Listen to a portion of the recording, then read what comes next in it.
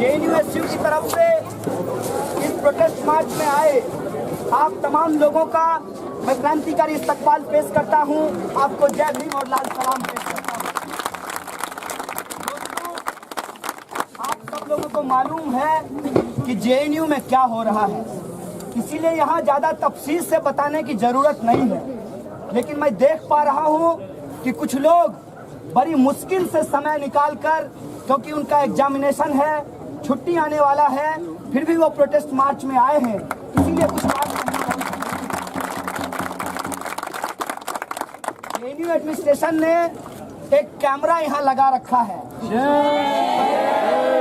पहली बार ऐसा लगता है कि यह कैमरा हमारे यूज के लिए क्योंकि वाइस चांसलर साहब हर बार ये गिनते हैं कि कितना लोग प्रोटेस्ट में आया है।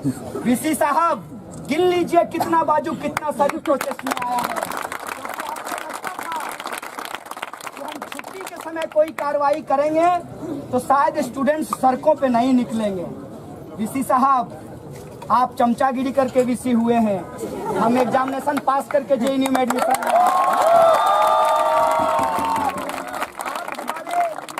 इंटेलिजेंसिया पे सवाल मत उठाइए, क्योंकि जब हम बाबा साहब भीमराव अंबेडकर और लेनिन की बात करते हैं तो हमको जेल में भी पढ़ने लिखने आता है। हम प्रोटेस्ट साइट पर भी बैठ करके अपना डिसर्टेशन लिखेंगे, अपना थीसिस लिखेंगे, अपना जो सबमिशन है उसको सबमिट करेंगे, अपना एग्जामिनेशन पास करेंगे। देख लीजिएगा आप हमारे हाई लेवल इंक्वायरी कमेटी का हाई लेवल ड्रामा अंततः खत्म हो चुका है। हाई लेवल ड्रामा क्या था? यही वो जगह है और आप में से बहुत सारे लोग उस प्रोटेस्ट में शामिल हुए होंगे। मैं बात कर रहा हूँ 11 फरवरी की। 11 फरवरी को जो प्रोटेस्ट किया गया उसमें दो बात हमने साफ साफ वाइस चांसलर साहब को कहा था। हालांकि हमारे वाइस चांसलर साहब स्माइलिंग मोड पे रहते हैं, बोलते नहीं हैं। अगर साफ साफ ये बोल देते कि मैं स्मृति जी का पक्षधर हूँ भाई, तो शायद इनके खिलाफ आज ये प्रोटेस्ट नहीं कर रहे हैं। ये भी कंफ्यूज हो गए कि ओबीसी हमारा है कि नहीं है। कर दिया गया। ऐसे माहौल में हमने कहा था वीसी साहब को कि साहब फोन कॉल पे काम करना बंद कीजिए। आपके पास एक ऑर्डिनेंस है, जेएनयू एक एक्ट के तहत बना है, इसका अपना नियम कानून है, उसके हिसाब से काम कीजिए, आपको कोई हाथ नहीं लगाएगा। सबसे पहले यहाँ का स्टूडेंट आपके पक्ष में खड़ा होगा। लेकिन कहते हैं कि खुद की काबिलियत पे भरोसा होता तो ऐसे कैसे वीसी बनते। तो वीसी तो बन गए हैं, जिसका खाया उसका गा रहे हैं। उन्होंने कहा हमने इंक्वायरी कमेटी बना दी है। हमने कहा बहुत अच्छा किया है कि आपने इंक्वायरी कमेटी बना दी है। जेएनयू हो या कोई विश्वविद्यालय हो, वो एक स्वायत्तशासी संस्थान होता है, एक ऑटोनोमस बॉडी होता है, उसके अपने रूल रेगुलेशन और प्रोसीजर होते हैं। अगर कैंपस के अंदर कोई अनुशासनहीनता की जाती है, इनडिसिप्लिनरी एक्शन किया जाता है, तो उसको देखने के लिए प्रोक्टोरियल बोर्ड होता है। हमने कहा कि आप प्रोक्टोरियल बोर्ड से इंक्वायरी कराइए, हमको कोई दिक्कत नहीं है। हम भी चाहते हैं दूध का दूध और पानी का पानी हो जाए। कौन डॉक्टर वीडियो बनवाया है वो सामने आ जाए, हम भी ये जानना चाहते हैं। साहब हमारा कहाँ सुनने वाले थे। मजेदार बात यह है कि वीसी साहब को उस वक्त की HLEC जिसमें 3 मेंबर हुआ करते थे, उन सारे मेंबरों का नाम भी नहीं पता था। वीसी साहब ने कहा कि आप जाकर के जुत्सी सर से पूछ लीजिए। मैं कंफ्यूज हो गया कि जुत्सी है कि वीसी है। मैं गया और उनसे पूछा कि सर कौन कौन लोग हैं इंक्वायरी कमेटी में। उन्होंने कहा तुम लोग मीडिया को बता दोगे। हमने कहा सर हम नहीं बताएंगे, ये काम कोई और करता है, ये काम हम नहीं करेंगे, आप नाम बता दीजिए। उन्होंने कहा 3 मेंबर कमेटी बनाए हैं और उसके हेड राकेश भटनागर हैं। हमने कहा बहुत बढ़िया सवाल है सर, आप इंक्वायरी करेंगे सब पे और मेंबर आपने सिर्फ मेल मेंबर रखा है कमेटी के अंदर। तो हमारा सबसे पहला सवाल है कि कमेटी के अंदर सेक्शनल रिप्रेजेंटेशन दीजिए। उसके अंदर महिला मेंबर होना चाहिए, उसके अंदर माइनॉरिटी कमेटी का एक रिप्रेजेंटेशन होना चाहिए, उसके अंदर PHBH का एक रिप्रेजेंटेशन होना चाहिए और उसके अंदर SC ST OBC का रिप्रेजेंटेशन होना चाहिए। क्योंकि हम एक पैटर्न देख रहे हैं यह जो हाई लेवल इंक्वायरी कमेटी का तमाशा चलता है, ये वही कमेटी है, ये उसी का तमाशा है जिसके तहत साथी रोहित आज हमारे बीच नहीं है। इसीलिए हम बार बार जान देकर नहीं सीखना चाहते हैं, बिना जान दिए भी कुछ सीखना चाहते हैं। तुम कितने रोहित मारोगे? इसीलिए हमने ये सवाल उठाया कि कमेटी को आप लोकतांत्रिक ढंग से गठित कीजिए। वीसी साहब ने फिर गर्दन हिलाया और कहा हम देखते हैं। और अगले दिन सुबह सुबह अरेस्टिंग हो गई और आकर के हमने HLEC देख लिया कि उसके अंदर जो जवाहरलाल नेहरू यूनिवर्सिटी का स्टूडेंट्स यूनियन का डिमांड था उसको एड्रेस नहीं किया गया। आने के बाद काउंसिल मीटिंग बुलाई गई स्टूडेंट्स की, जिसमें ये रेजोल्यूशन पास किया गया कि हाई लेवल इंक्वायरी कमेटी में सेक्शनल रिप्रेजेंटेशन होना चाहिए, अदरवाइज हम कमेटी की रिपोर्ट को नहीं मानेंगे। और वही हुआ, हाई लेवल इंक्वायरी कमेटी के अंदर सेक्शनल रिप्रेजेंटेशन नहीं दिया गया और आनन फानन में उसका रिपोर्ट दे दिया गया। मजेदार बात देखिए, जब उनसे पूछा गया कि साहब विद्यार्थियों को अपना पक्ष कहने का मौका क्यों नहीं मिला, तो उन्होंने कहा कि हमने स्टूडेंट्स को बुलाया था, स्टूडेंट्स आए नहीं। हमने कहा कि स्टूडेंट्स जरूर आएंगे अगर आप स्टूडेंट्स के डिमांड को मान करके कमेटी को आप डेमोक्रेटाइज कर देंगे। उससे भी मजेदार बात यह हुई कि 2 साथी जेल में थे, वहां पे उनको शो कॉज दे दिया गया और उनके जेल से आने से पहले ही इंक्वायरी कमेटी ने अपना रिपोर्ट सबमिट। अब देखिए, ये कहते हैं कि विद्यार्थी आए नहीं, विद्यार्थी थे ही नहीं तो आते कैसे? विद्यार्थी जेल में थे और जब वो आए तब तक रिपोर्ट सबमिट हो चुका था और उस रिपोर्ट के आधार पे वो जो 2 स्टूडेंट्स जेल में थे उनको सबसे ज्यादा पनिशमेंट दिया गया है। आप ही बताइए कि ये हाई लेवल इंक्वायरी कमेटी का रिपोर्ट बाइस्ड है कि नहीं है? ये सवाल मैं वीसी साहब से पूछना चाहता हूँ। अपने आप में उसका गठन, उसका रिपोर्ट देने में हड़बड़ी और उस रिपोर्ट के आ जाने के बाद एक खास मौके का इंतजार। जब कैंपस के अंदर एग्जामिनेशन शुरू हो गए हैं, जब कैंपस के अंदर छुट्टियां होने वाली है, आनन फानन में वाइस चांसलर साहब ब्रश करने के बाद पहला काम किए कि साइन किए एक्शन पे आकर, और जो एक्शन लिया गया है उसकी भी कहानी सुन लीजिए। इससे पहले अभी जो चीफ प्रॉक्टर साहब हैं, उससे पहले के जो प्रॉक्टर थे, उन्होंने इसी सवाल पे रिजाइन कर दिया कि जब मैं कमेटी का मेंबर नहीं हूं तो मैं फाइन डिसाइड नहीं कर सकता। और ये तमाम जो एडमिनिस्ट्रेटिव लैप्सेस हैं उस बात को छुपाने की कोशिश की जा रही है और आनन फानन में एक खास मीडिया सेक्शन के द्वारा ये बात फैलाने की कोशिश की जा रही है कि अंततः anti national quote and quote लोगों पर कार्रवाई की गई। कितनी अच्छी बात है। मामला न्यायालय के अधीन है, संविधान और लोकतंत्र की लोग बात करते हैं। अभी न्यायालय ने अपना फैसला नहीं सुनाया है, लोगों को जमानत पे बाहर छोड़ा है और उससे पहले ही हमारे बगल में कुछ भक्त लोग बैठे हुए हैं जो कह रहे हैं देशभक्तों और देशद्रोहियों की एक सी सजा दी गई। अब किसको कहोगे भाई? अब बोलो, कुछ तो कहो, क्योंकि तुम्हारे पास कुछ कहने को है नहीं। तुम बार बार ये पोर्ट्रे करने की कोशिश कर रहे हो कि इस देश के अंदर एक झंडा जिसके पास है, जिसका रंग भगवा है, वही नेशनल है, और वो झंडा जिसके पास नहीं है वो सब एंटी नेशनल है। आज एक पर्चा निकाला है हमारे साथियों ने। अच्छी बात ये है कि पता नहीं किसके दबाव में, हो सकता है अभी एडहॉक पे कुछ पोस्ट निकलने वाला हो DU में, हो सकता है कि कोई परमानेंट बहाली हो कहीं पे, तो इनकी संख्या 10-12 हो गई है। वो गिन लिए होंगे कि कितनी की बहाली आने वाली है, उसके हिसाब से भक्ति दिखा रहे हैं। लेकिन भक्ति है इनकी मोदी की और ये कहते हैं देश की। ये बहुत मजेदार है। तो ये देश की भक्ति दिखाते हुए आज इंडियन कॉन्स्टिट्यूट को कोट किया है और उसमें बताया है फंडामेंटल ड्यूटी क्या है। बहुत अच्छी बात है कि आपको कम से कम अब फंडामेंटल ड्यूटी समझ में आ रहा है। आपको ये ड्यूटी उस वक्त नहीं समझ में आया था जब देश के लोग आजादी के लिए आंदोलन लड़ रहे थे, तब आप अंग्रेजों की जासूसी कर रहे थे। चलिए, देर से ही आए हैं, पता नहीं कितना दुरुस्त आए हैं, पता चल जाएगा। अभी 10-12 दिन अगर हंगर स्ट्राइक खिंच गया तो इनका प्रोटीन का लेवल इनको पता चलेगा। ये पहली बार गलती से एक्सीडेंटल जो है हंगर स्ट्राइक पे बैठे हैं और हम लोग हमेशा इस कैंपस के सवाल पे हंगर स्ट्राइक करते रहे हैं। ये हंगर स्ट्राइक साथियों इस कैंपस के अंदर कुछ स्टूडेंट्स को बचाने के लिए हंगर स्ट्राइक नहीं है। ये कैंपस के अंदर जो सोशल जस्टिस का सवाल है, जो जेंडर जस्टिस का सवाल है, जो वाईफाई का सवाल है, जो हमारा बेसिक इशू है, चाहे वो हॉस्टल हो, चाहे वो वाईफाई हो, चाहे हेल्थ सेंटर हो, उन तमाम सवालों को जो डाइवर्ट करने की कोशिश की जा रही है HLEC के नाम पे, उस सवाल को ग्राउंड करने के लिए ये हंगर स्ट्राइक किया जाएगा। खुद को बचाना होता और खुद के बारे में अगर सोच रहे होते तो शायद फाइन भर दिए रहे होते। कभी अपने कैरियर के बारे में नहीं सोचा ABVP के मित्रों। तुम जो है कैरियर के लिए कुछ करते हो, हम समाज और देश के लिए कुछ करते हैं, इस बात को और इसीलिए आज के दिन यह जो प्रोटेस्ट मार्च है, जब हंगर स्ट्राइक में कल्मिनेट होगा तो हमारा सवाल होगा कि कैंपस के अंदर डिप्राइवेशन पॉइंट को लागू किया जाए डेमोक्रेटिक तरीके से। हमारा सवाल होगा कि OBC रिजर्वेशन को ठीक से इंप्लीमेंट किया जाए। इस कैंपस के अंदर सोशल जस्टिस को इंश्योर करते हुए वावा के मार्क्स को कम किया जाए। हमारा सवाल होगा कि हॉस्टल लिस्ट में एक एक स्टूडेंट्स का नाम दर्ज होना चाहिए और हॉस्टल का काम जल्द से जल्द शुरू होना चाहिए।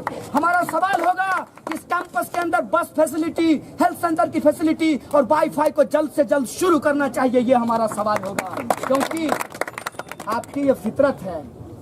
वोट लेंगे विकास के नाम पे, 15 लाख रुपया खाते में भेजने के नाम पे, और आते ही पहली साल कहेंगे अपनी माता, दूसरी साल गाय माता, तीसरी साल भारत माता, चौथी साल पता नहीं कौन सी पर्वत माता, समुद्र माता।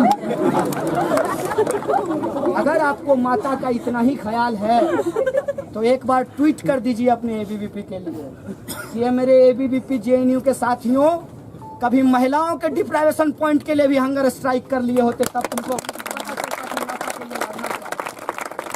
कभी इस कैंपस के अंदर बाबा साहब का नाम ले रहे हैं, आजकल ये कहना जरूरी है। बहुत दिनों बाद याद आई है इनको भीमराव अम्बेडकर की, और भारत माता की जय भी बोल रहे हैं। तो बाबा साहब ने कहा है कि समाज का मूल्यांकन अगर करना हो तो महिलाओं को देखिए, तो ऐसा कीजिए, महिलाओं के रिप्रेजेंटेशन को इंश्योर करने के लिए महिलाएं जो ज़्यादा से ज़्यादा कैंपस में आ पाएँ, उनके लिए एक नई छात्रवृत्ति शुरू करा दो। तुम्हारी सरकार है, तब समझेंगे तुम भारत माता की जय। बहुत चालाकी से कहना गलत गलत, सुनना सही सही ये लोग बना रहे हैं। मगर ये कहें तो सही, हम कहें तो गलत। हम इनसे पूछना चाहते हैं, भाई NIT श्रीनगर में डंडा चला, कौन जिम्मेवार है? JNU students. इस देश के अंदर IIT की फीस बढ़ा दी गई, कौन जिम्मेवार है? JNU students. इस देश के अंदर वजीफा बंद कर दिया गया, नॉन नेट फेलोशिप को बंद कर दिया गया, कौन जिम्मेवार है? JNU students. इस देश के अंदर जो लोग सोशल जस्टिस के लिए जिम्मेवार लड़ रहे हैं, उनके ऊपर लाठियां चलाई जा रही है, कौन जिम्मेवार है? JNU students. नहीं मेरे दोस्त, सरकार तुमने बनाई है 56 इंच वाले, जिम्मेवारी तुम्हारी है। पता नहीं तुम भूख हड़ताल किसके खिलाफ कर रहे हो। तुम एक बार फोन करा दो अपने आका से, अपने चाचा से, देखो वाइस चांसलर तुरंत HLEC का रिपोर्ट खारिज करके कहेगा फाइन माफ करते हैं। तुम ये नाटक करना बंद करो, क्योंकि JNU की जनता तो जानती है कि तुम बहुत बड़े नाटकबाज हो, लेकिन हम समझते हैं कि तुम नाटक करते किसके लिए हो। तुम नाटक करते हो कैमरे के लिए, क्योंकि तुम्हारी जो मंत्री जी हैं उनको कैमरे के सामने नाटक करने का बहुत आदत है। लेकिन हम उनको मैडम जी, आप किसी को भी भेज दीजिए, जगदेश कुमार, महेश कुमार, दिवेश कुमार, लेकिन JNU के नियम कानून के हिसाब से चलेगा। चाहे आप कुछ भी कर लीजिए, आप कितना भी करा लीजिए, हम डरने वाले नहीं हैं। पहले स्टूडेंट्स पे हमला किया, आजकल टीचरों पे हमला हुआ है, जान लीजिए ये बात भी। आप लोगों को जब इंटरव्यू के लिए बुलाया जाता है तो बुरा लगता होगा कि हमारा मेरिट टेस्ट कर रहे हैं। आजकल VC साहब टीचरों का भी मेरिट टेस्ट करना शुरू किया। वार्डन का इंटरव्यू लिया जाता है और पूछा जाता है कि आप हॉस्टल मैनुअल के हिसाब से हॉस्टल को रन करेंगे कि नहीं करेंगे, इसका टेस्ट लेते हैं। आइए वाइस चांसलर साहब, आपका भी साक्षात्कार एक दिन आजादी चौक पे ले लेते हैं कि आप JNU को JNU के कानून के हिसाब से चलाएंगे कि नहीं चलाएंगे। इससे पूछ करके पुलिस को कैंपस के अंदर आने के लिए अलाउ किया। मैं ये सवाल आपसे पूछना चाहता हूँ, किसी कैंपस के अंदर बिना इंक्वायरी की, बिना प्राइमा फेसी का, बिना कोई सबूत का कैसे स्टूडेंट्स के ऊपर सेडिशन लगाया गया, ये सवाल मैं आपसे पूछना चाहता हूँ। अगर आपके अंदर इंसान होने की थोड़ी सी भी गैरत है तो एक बार आईने के सामने खड़ा होकर के अपना चेहरा देखकर सवाल पूछिएगा कि जिंदा किसके लिए है, खुद के लिए, समाज के लिए या अपने आका के लिए। सवाल खुद से पूछिएगा। अगर थोड़ी सी इंसानियत रही होगी आपके अंदर तो आप शर्म से आपकी गर्दन झुकेगी और आपका मन कहेगा कि हमने स्टूडेंट्स के साथ गलत किया है। अगर आपको अपनी ही इंक्वायरी करनी थी, अगर आपको अपना ही रिपोर्ट देना था तो आपने पुलिस को अलाउ क्यों किया? अगर पुलिस यहाँ आकर के सेडिशन के अंतर्गत लोगों को पकड़ करके जेल में ली गई तो फिर आपका मॉरल राइट कहाँ से बनता है कि आप कोई इंक्वायरी करें और स्टूडेंट्स के ऊपर कार्रवाई करें जब मैटर सब जुडिस है? एक सवाल का जवाब नहीं है इसके पास। इसीलिए इन्होंने तय किया है कि कुछ भी हो जाए इस आंदोलन को हम तोड़ देंगे। हमने भी तय कर लिया है कुछ भी हो जाए हम इस आंदोलन को टूटने नहीं देंगे। जो आपने चाटुकारिता की नई परंपरा चलाई है, इसीलिए आपने डीन्स का भी इंटरव्यू लेना शुरू किया है। ये चाटुकारिता की परंपरा हम चलने नहीं देंगे। आप कर्मचारियों को कंट्रोल करने के लिए उसका जो सर्विस लॉज होता है उसको छेड़ना शुरू किया है, हम ये भी नहीं होने देंगे। और इस कैंपस के अंदर शिक्षकों, छात्रों और कर्मचारियों की एकता को स्थापित करते हुए वी आर जेएनयू के स्लोगन को बुलंद करेंगे। जेएनयू को बचाने की लड़ाई इस देश में लोकतंत्र को बचाने की लड़ाई है। ये बात हम पूरे देश को बताएंगे। ये देश का संघर्ष है। लोग कह रहे हैं, एबीवीपी के कुछ लोग, कन्हैया तो नेशनल लीडर हो गया है। हमने कहा ऐसा तुम मानते हो तो सबसे पहले धन्यवाद मोदी जी को दे दो, क्योंकि ना तुम तमाशा करते 9 फरवरी को, ना डॉक्टर वीडियो बनाते, ना पुलिस बुलाते, ना महेश गढ़ी FIR करवाते, ना हम जेल जाते, ना मीडिया आती, ना मैं भाषण देता, ना मैं नेता बनता, ना तुम्हारी परेशानी बढ़ती।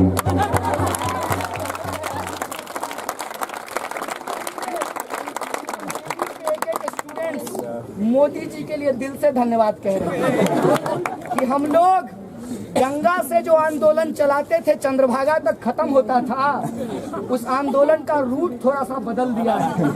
अब गंगा से चलते हैं, आजादी चौक पे आते हैं और आपकी मदद से जनाब पूरे देश में ये बात जाती है और पूरे देश में छात्रों का आंदोलन पूरा हो रहा है।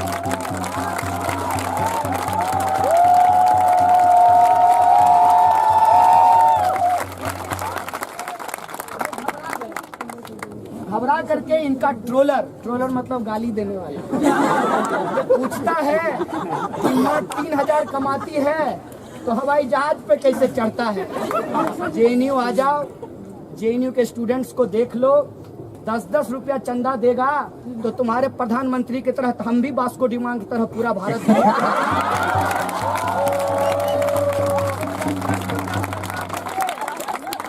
iPhone 6 क्या iPhone 18 भी हम इस बात में कोई दो राय नहीं है कि मेरी माँ 3000 रुपया ही कमाती है। इस बात में कोई दो राय नहीं है कि मुझे 2 जून की रोटी नसीब नहीं होती है। इस देश के संविधान और कानून को हम धन्यवाद देते हैं। इसीलिए हम जेएनयू को बचाने की लड़ाई लड़ते हैं कि 3000 कमाने वाली का बेटा भी PhD कर सकता है।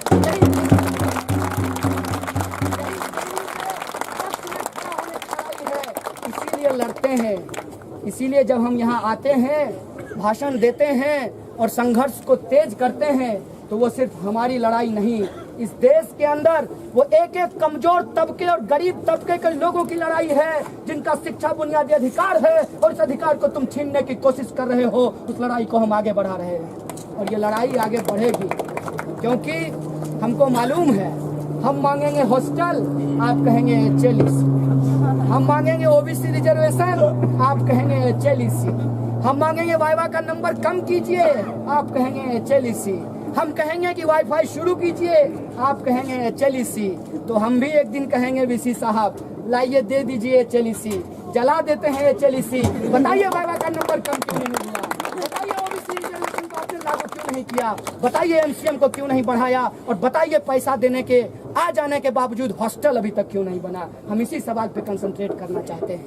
कुछ लोग कह रहे थे कि आजकल कैंपस का सवाल पीछे छूट गया है। नहीं जनाब, गर्व मनाइए आप कि जेएनयू की लड़ाई सचमुच में आज सिर्फ इस कैंपस की लड़ाई नहीं, पूरी दुनिया के अंदर कम्युनल फासिज्म के खिलाफ लोकतंत्र की लड़ाई बन गई है। आप गर्व मनाइए।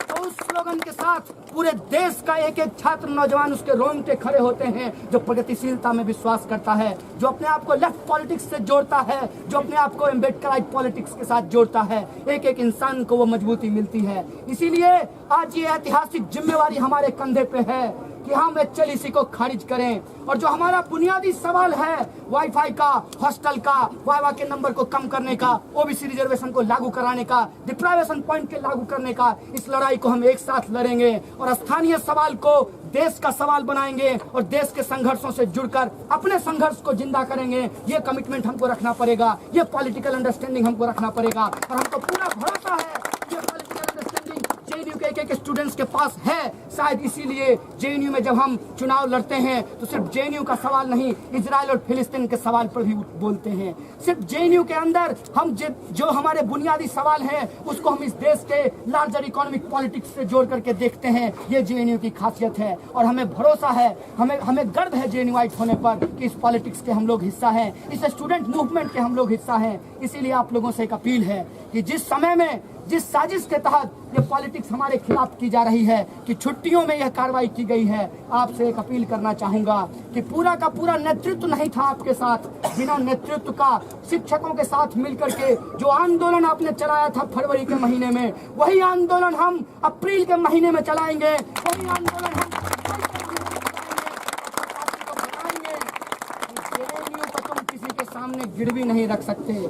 तुम खुद को गिरवी रख लो, अपना ईमान गिरवी रख लो, लेकिन हम जेएनयू को गिरवी रखने नहीं देंगे सरकार के सामने। और सरकार की एंटी स्टूडेंट पॉलिटिक्स है उसको केंद्र में रखते हुए जेएनयू इस आंदोलन की जिम्मेदारी को समझते हुए एक कलेक्टिव मूवमेंट खड़ा करेगा और पूरे देश की नजर जेएनयू के ऊपर है। इसीलिए इस ऐतिहासिक जिम्मेवारी को समझते हुए हमें HLEC को हराना होगा। वाइस चांसलर को बताना होगा कि जेएनयू अपने नियम कानून से चलेगा और जेएनयू को बेहतर बनाने की जो लड़ाई है उस लड़ाई को हम जीतेंगे। इन्हीं शब्दों के साथ आप तमाम लोगों का इस आंदोलन में आने के लिए शुक्रिया अदा करते हुए अपनी बात को खत्म करूंगा। शुक्रिया। इनकलाब जिंदाबाद। छात्रों, शिक्षकों, कर्मचारियों के एकता जिंदाबाद।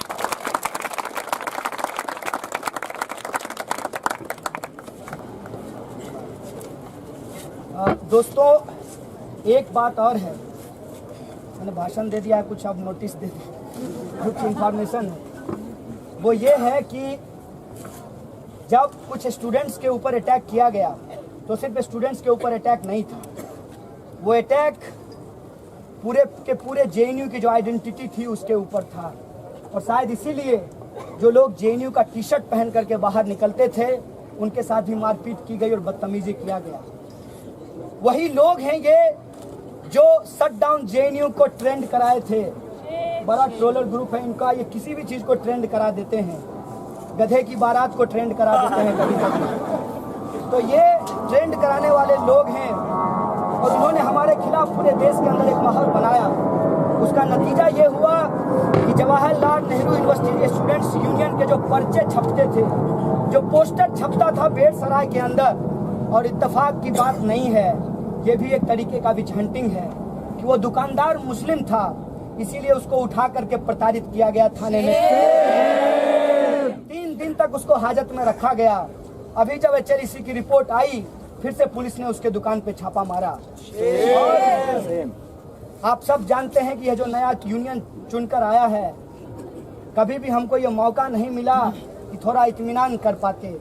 एक आंदोलन से निकलते हैं, दूसरा आंदोलन शुरू हो जाता है। अभी तक हमारा अकाउंट ट्रांसफर नहीं हुआ है।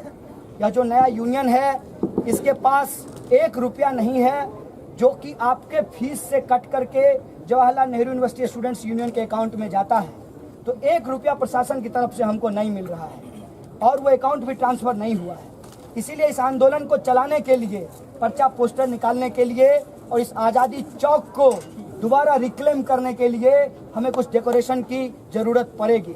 इसीलिए आपसे अपील है कि थोड़ा दरिया दिली दिखाइए पॉकेट में हाथ डालिए और कुछ साथी पीछे खड़े हैं उनको कंट्रीब्यूट कीजिएगा जब आप जाने लगिएगा। एक तो ये अपील है। दूसरा अपील ये है कि आज Jawaharlal Nehru university students union ने JNUSU ने डिसाइड किया है कि हम इंडेफिनिट और रिले हंगर स्ट्राइक साथ साथ में शुरू करेंगे। इसलिए आप सब लोगों से अपील है कि मास हंगर स्ट्राइक का कॉल होना चाहिए और बड़ी संख्या में आप सब लोग अपना नाम दीजिए हंगर स्ट्राइक के लिए। जो लोग इंडेफिनिट पे शामिल होना चाहते हैं वो इंडेफिनिट पे शामिल हो, और जो लोग इंडेफिनिट नहीं कर सकते हैं वो कम से कम अपना नाम रिले हंगर स्ट्राइक के लिए ज़रूर दें। तीसरा एक इंफॉर्मेशन ये है कि हम लोग जब यहाँ इंडेफिनिट हंगर स्ट्राइक चलाएंगे तो ऐसा नहीं होना चाहिए कि हम कुछ लोग यहाँ बैठे रहें और बाकी कैंपस में कोई एक्टिविटी नहीं हो। हमको इस आंदोलन को इस रूप में आगे बढ़ाना है कि हम जुनूटा से बात करके एक दिन यूनिवर्सिटी स्ट्राइक करें, कम से कम एक दिन हम डिनर बाइकआउट करें, और कम से कम ये जो बड़ा आराम से आते हैं एसी में बैठ कर के कार में बैठ कर चले जाते हैं उनको भी एक दिन घेरें, उनका चक्का जाम करें।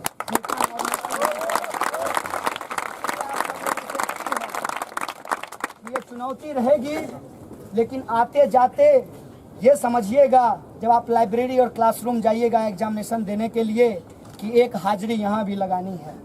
इसीलिए आप सब लोग इस मूवमेंट में शामिल होते रहिए, इस मूवमेंट को आगे बढ़ाइए।